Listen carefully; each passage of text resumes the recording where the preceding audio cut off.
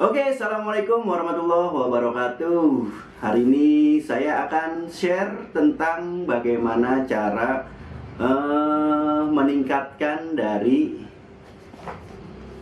SHGB atau Surat Hak Guna Bangunan menjadi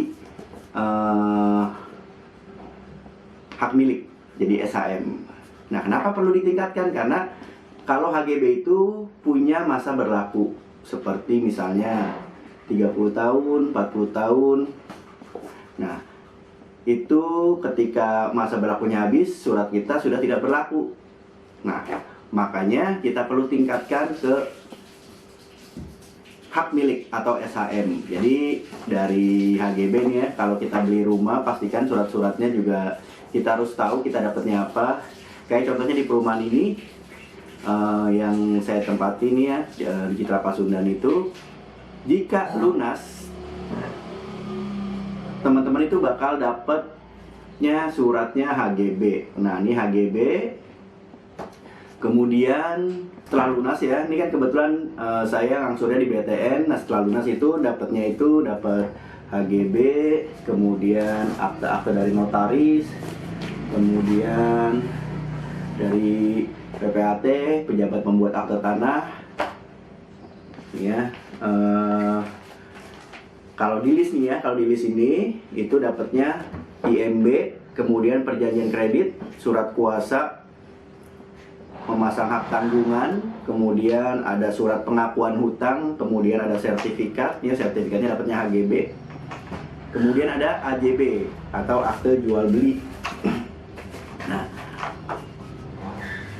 yang perlu ditingkatkan atau yang perlu diwaspadai adalah ini sertifikat nih, penting banget.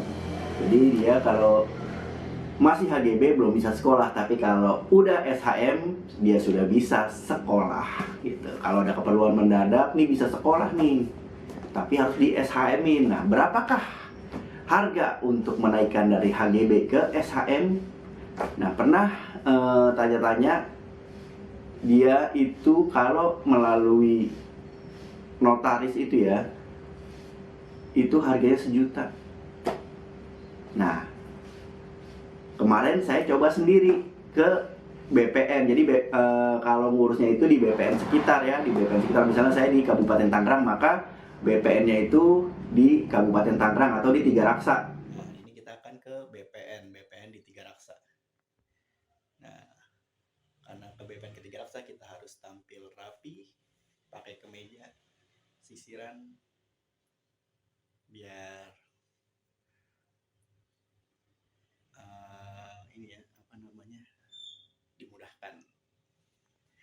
Oke, langsung aja kita siapin surat-suratnya. Syaratnya apa aja? Syaratnya adalah bawa aslinya ini, kemudian fotokopi IMB-nya, fotokopi IMB, kemudian fotokopi ini PBB, kemudian fotokopi bukti pembayaran PBB-nya juga. Nah,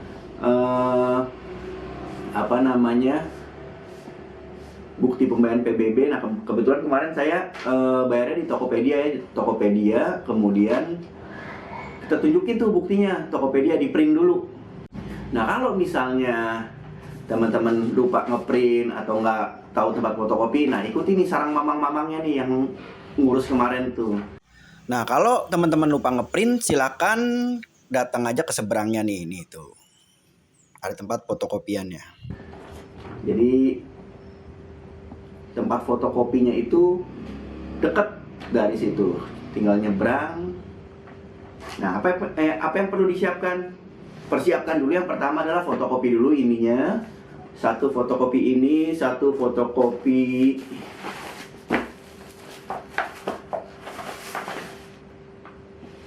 IMB nih ya, kita dapat ini nih nanti setelah lunas rumahnya, dapat IMB, fotokopi IMB, kemudian fotokopi ini PBB, fotokopi KTP jangan lupa, kemudian bukti pembayaran PBB-nya.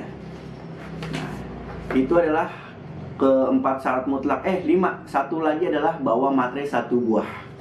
Jadi jangan lupa persyaratannya ada 5, bawa PBB, kemudian bukti pembayaran PBB-nya, kemudian bawa sertifikat aslinya, ya, kemudian bawa fotokopi IMB, gitu.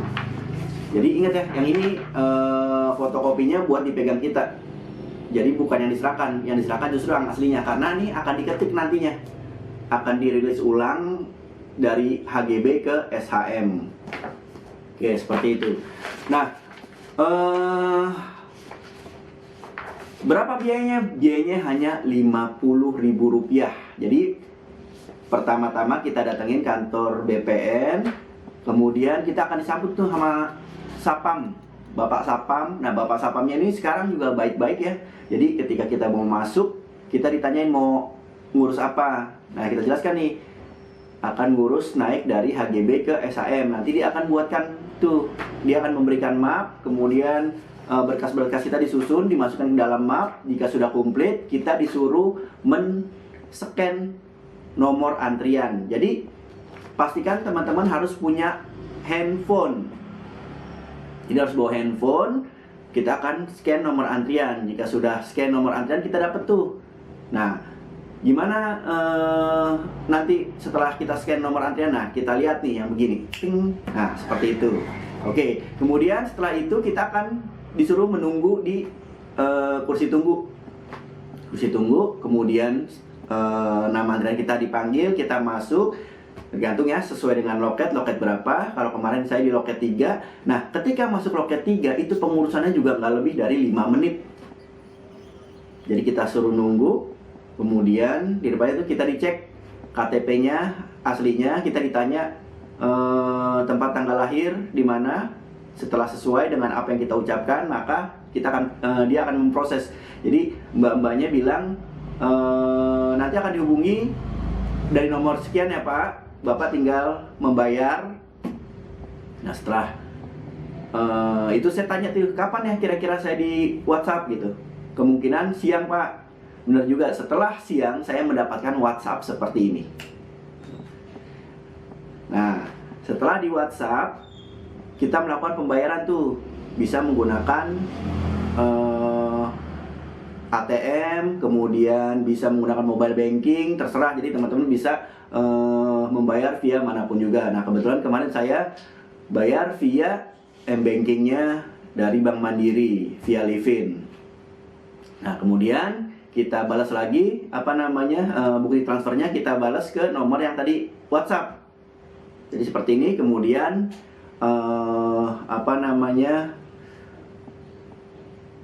si pihak BPN-nya akan membalas seperti ini juga. Oke ya, jadi seperti ini. Kemudian setelah itu kita disuruh prosesnya itu berjalan selama 2 hari. Jadi saya masukin berkas hari Rabu, Kamis, Jumat sudah bisa diambil. Jumat jam 10 pagi saya ambil ke BPN 3 Raksa. Dan ketika pengambilan juga kita langsung tuh, kan sebelumnya ketika kita menyerahkan berkas ini kita dikasih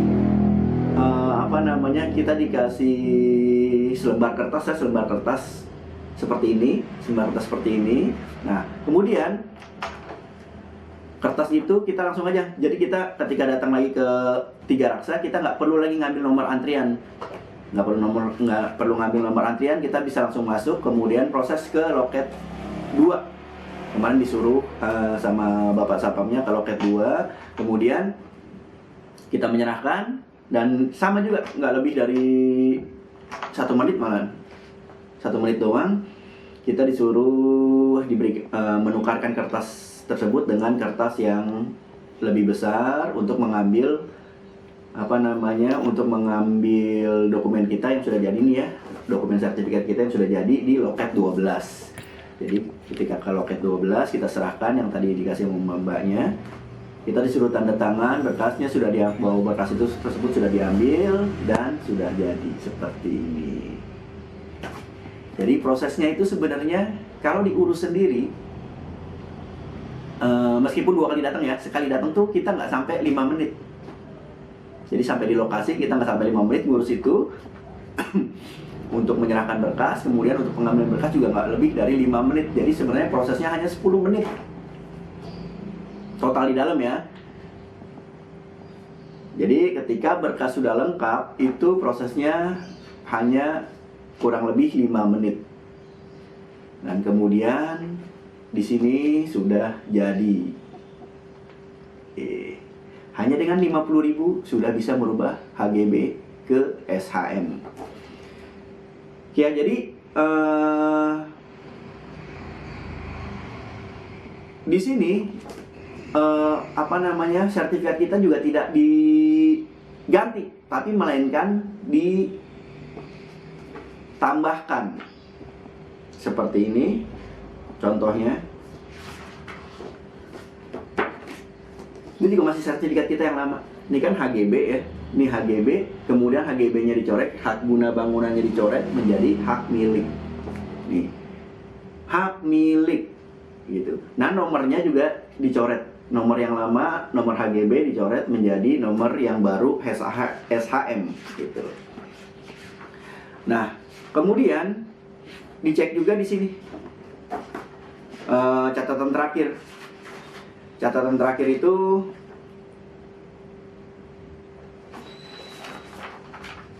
nih, yang tadinya